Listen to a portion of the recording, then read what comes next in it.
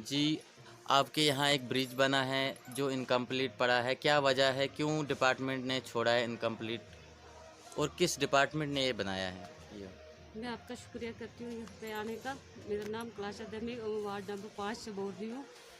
ये काफ़ी टाइम से यहाँ पे बनाया हुआ है, हमारे नरेगा के थ्रू से ये बना था, जी, लेकिन भीड़े चढ़ा के वहाँ पे छोड़ दिया है। जी, उसके बाद काफ़ी टाइम से हम इनको बोल रहे हैं कि ये आगे इसका काम शुरू करो। ना तो कोई प्लान में देता है, ना तो इसकी कोई यहाँ पे देखने आता है।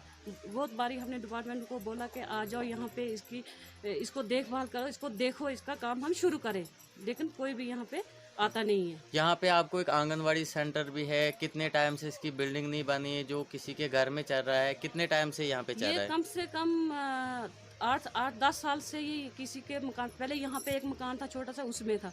यहाँ से शिफ्ट किया हम लोगों ने। जब सीढ़ी पे वाले सेंटर वाले इनको किराया नहीं देते थे रूम का, इसलिए हमने यहाँ से शिफ्ट करके दूसरी जगह पे रखा है। वहाँ पे भी जिनका मकान है उनको ना किराया मिल रहा है, ना हमें सेंटर के लिए क्या बोलते हैं बिल्डिंग है।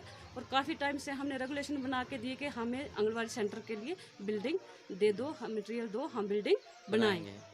आपके यहाँ दूसरा ब्रिज बना है पीछे जो पीडब्ल्यूडी डिपार्टमेंट ने बनाया है, जो इनकम्प्लीट बनाया है लेकिन वो बिखर चुका है, उसको बनाने का कोई मकसद नहीं रहा है, जो सारा टूटा पड़ा है।